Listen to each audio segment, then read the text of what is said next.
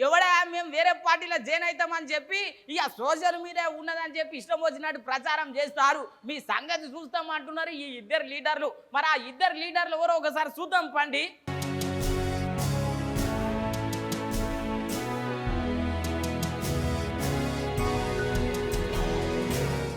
ఈ నడమ BRS party నుంచి అందరూ కాంగ్రెస్ పార్టీకి బీజేపీ పార్టీకి లైన్లు కడుతున్నారు.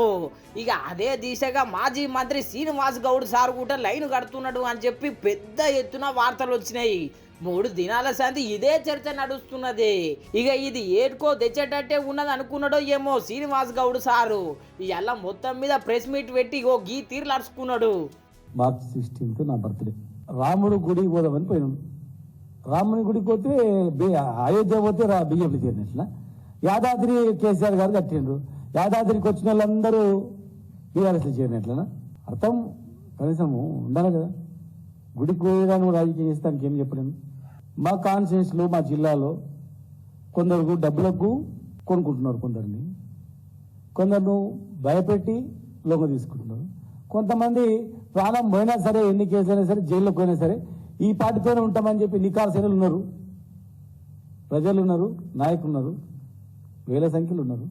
మా నాయకులకు తెలుసు, మా కార్యకర్తలకు తెలుసు మేమేంది, మా క్యారెక్టర్ ఏంది, మేమేం చేస్తానని.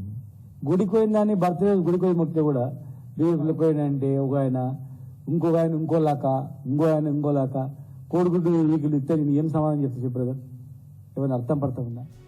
ఇన్నర్ గదుల్లో బీజేపీ పార్టీలో చేరుతా అని చెప్పి జోరుగా ప్రచారం చేస్తున్నారు. వాళ్ళకు కొంచెం సిగ్గు ఉండాలి అని చెప్పి అనబట్టి ఇక రాముడి దర్శనం చేసుకున్నంత మాత్రాన బీజేపీ పార్టీలో జాయిన్ అయినట్ట ఏం సంగతి? ఇప్పటి సంది వార్తలు బంద్ పెట్టకపోతే అడ్వకేట్ని పిలిపిస్తా అని చెప్పి మాట్లాడుతున్నాడు.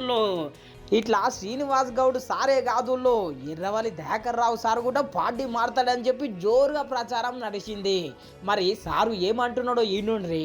ఒక రౌతు బారేస్తారు బీజేపీ వాళ్ళైనా కాంగ్రెస్ పార్టీ వాళ్ళైనా, అనేది తప్పులేదు. దాని మీద కూడా ఇవాళ ఉదయం నుంచి అదే ఉంటుంది. నేను పార్టీ వదిలిపెట్టే చెట్టే లేదు, పార్టీని కాపాడుతున్నందుకే సిద్ధంగా ఉన్నా. ఏ పార్టీలో పోయే ముచ్చటే లేదు. క్లియర్గా చెప్తున్నాం.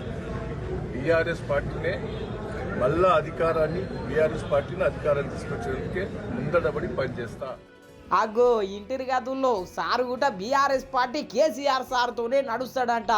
అట్లున్నది మరి కేసీఆర్ సార్ మీద ప్రేమ. చూడాలి మరి ఇంకెంతమంది లీడర్లు పార్టీ మారుతారనే ప్రచారం సాగుతుందో ఏమో.